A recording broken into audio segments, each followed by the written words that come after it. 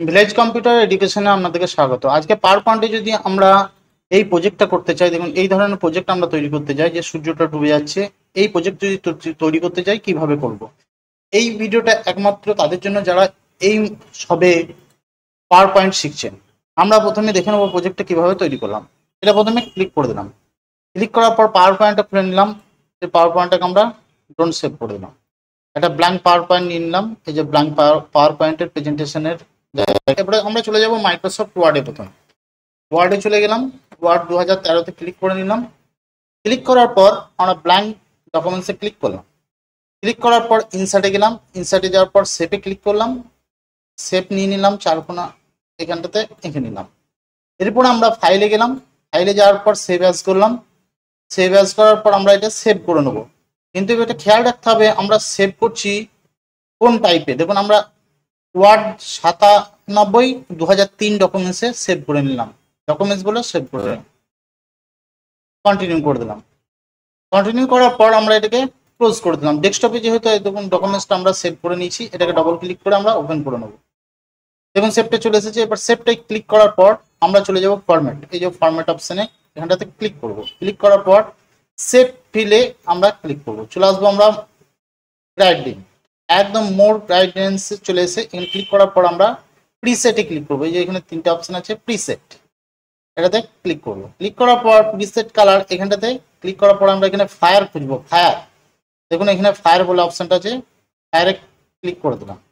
Click করার পর দেখুন এখানটাতে আমরা যদি ক্লিক করি বা এটাতে যদি ক্লিক করি আমরা ওকে করে দিলাম। ওকে করার সঙ্গে সঙ্গে আমাদেরকে এই শেপটা দিয়ে দিল। এরপরে আমরা মাউসে রাইট ক্লিক করে কপি করে নিলাম। কপি করার পর আমরা মাইক্রোসফট ওয়ার্ডটাকে মিনিমাইজ করে দিলাম এবং পাওয়ার পয়েন্টটা ওপেন করলাম। করার পর আমরা এই পাওয়ার পয়েন্টটা এখানে করে ডিলিট করে দিলাম। ডিলিট করার পর আবার এখানটাতে ক্লিক করে ডিলিট করে দিলাম।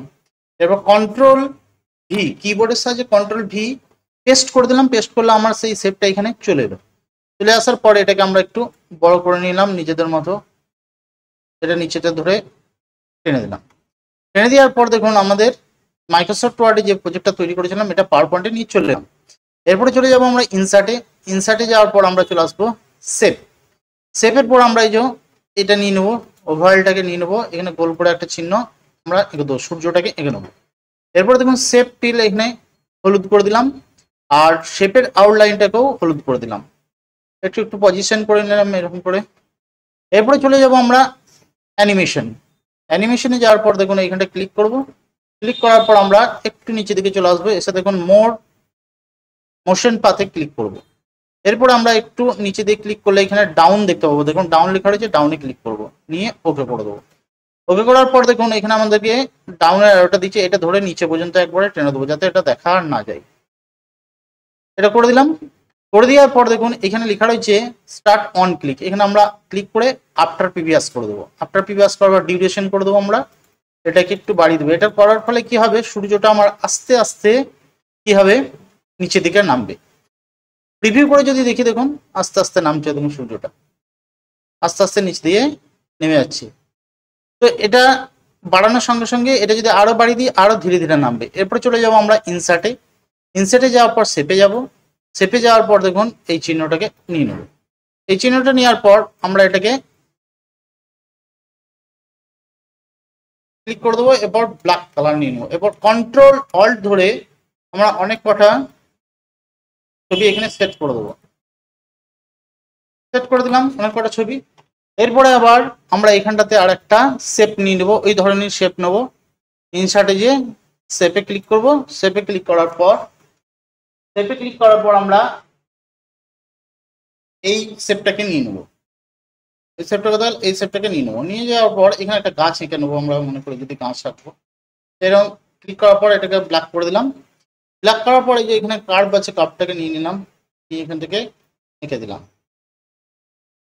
এঁকে দেওয়ার পর এখানে আমরা আউটলাইন শেপে যাবো, হোয়াইটে যাবো, দিয়ে এটা মোটা করে দেবো। এটার উপর ব্ল্যাক কালার করে দেবো।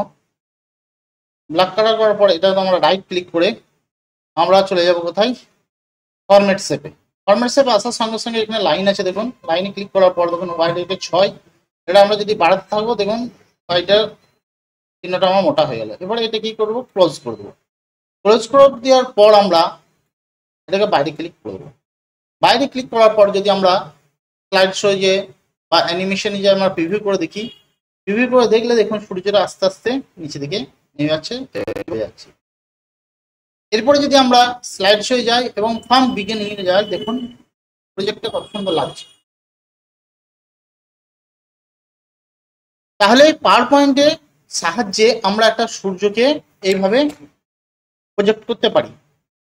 এটা একমাত্র তাদের জন্য যারা প্রথম এই পাওয়ার পয়েন্ট শিখছেন। যদি ভিডিওটা ভালো লাগে অবশ্যই লাইক করবেন, কমেন্ট করবেন, শেয়ার করবেন। চ্যানেল নতুন হলে চ্যানেলটি সাবস্ক্রাইব করবেন। ভিডিওটা দেখার জন্য আপনাকে অনেক অনেক ধন্যবাদ।